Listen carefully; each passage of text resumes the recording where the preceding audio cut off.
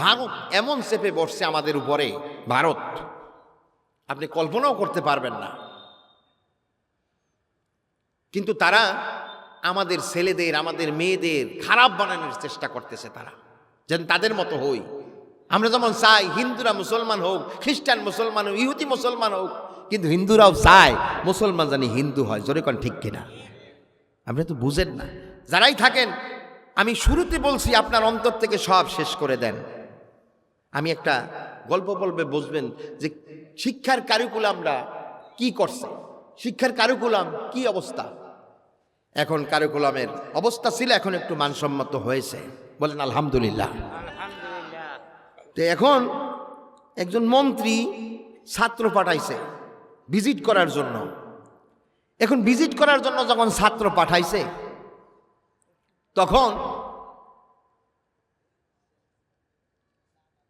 প্রথম ক্লাসে ঢুকছে পর এখন ভিজিটর জিজ্ঞেস করতেছে কি পড়ান? কয় ইতিহাস পড়াই। ইতিহাস পড়ান? হ্যাঁ, ভালো ভালো ভালো। এই ছেলেরা বলো তো, সোমনাথ মন্দির কে ভেঙেছে?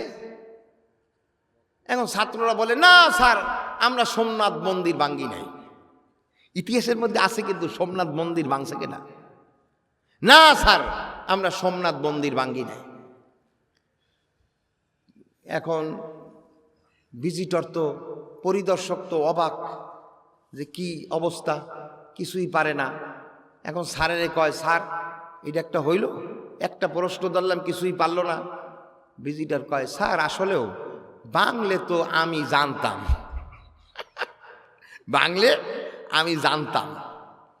এখন ভিজিটর তো আরো রাগ হয়ে গেছে, পরিদর্শক কই কি এগুলোও গভর্নমেন্ট, স্যারও গভর্নমেন্ট।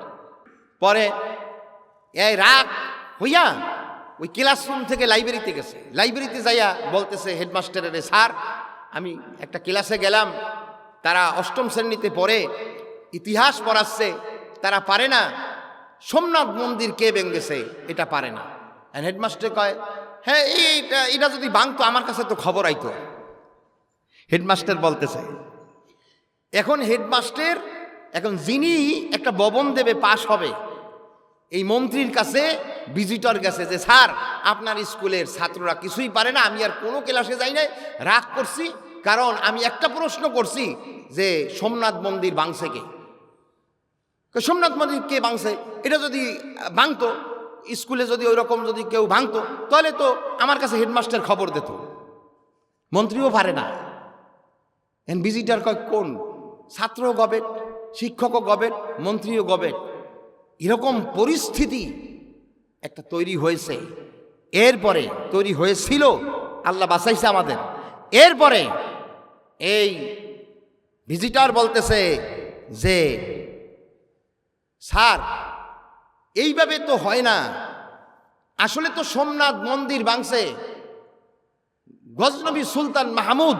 কয়, ও আচ্ছা আচ্ছা আচ্ছা, এটা কইবেন তো, এটা কইলে তো ঠিক হয়, মানে কইলে ঠিক হয়, কইলে তো সবই ঠিক হয়। তাহলে অবস্থা হলো এই অবস্থা। আমাদের একটা ব্যবস্থা দিকে সবই ব্যবস্থা দেখবেন, আমাদের কোরআনেরও এই অবস্থা। কোরআন আমরা অনেকে জানি না, অনেকে বুঝি না, অনেক জায়গায় কোরআন কিন্তু পড়ানো হয় না, বোঝানো হয় না। এই জন্য ছাত্ররা আজকের দেখা যাচ্ছে যে ফরজও বোঝে না, ওয়াজিবও বোঝে না, সব কিছু এলোমেলো হয়ে গেছে আমাদের। আল্লাহ রাব্বুল আলামিন আমাদের বোঝার তৌফিক দান করুক, জোরে বলেন আমিন। আল্লামা ইকবাল বলেছেন, ও জমানি মে মুআজ্জাজ থে, ও জমানি মে মুআজ্জাজ থে, মুসলমান হোকর और तुम खवारे हुए तारक क़ुरआन होकर, और तुम खवारे हुए तारक क़ुरआन होकर। মুসলমানি নিয়ে তারা মুখ্য ছিল দরাদামে, মুসলমানি নিয়ে তারা মুখ্য ছিল দরাদামে। কথার অর্থ হলো, যখন সাহাবা আজমাইনরা ছিল তখন একটা তারা কোরআন মানত, কোরআন বুঝতো, রাসূল সাল্লাল্লাহু আলাইহি সাল্লামের অনুসরণ করত। কিন্তু এখন যেই রাসূল সাল্লাল্লাহু আলাইহি সাল্লামের অনুসরণ নাই, কোরআনও বোঝার লোক নাই, কোরআনের মর্মবাণী কিন্তু বোঝার লোক নাই, এই জন্য কিসসা কাহিনী বললে মানুষ ওঠে না। কিন্তু কোরআন বলতে লইলেই যখন সুদের কথা বলবেন, ঘুষের কথা বলবেন, কোরআনের সাথে যখন চরিত্র মিলে যায় তখনই হুট্টা হাঁটা বাজায়, জোরে কোন ঠিক কিনা? এই জন্য বিশ্বকবি আল্লামা ইকবাল বলেন, আর তোমরা কোরআন ছেড়ে যাচ্ছ জাতির রসার তলে, কোরআন ছেড়ে এখন হারমোনি লইছো, বেহালা লইছো, মোবাইল লইছো, আগের চাইতে দেখা যায় মোবাইল কেবলামুখীর চাইতে এখন মোবাইলের প্রতি কেবলামুখী, জোরে কোন ঠিক কিনা?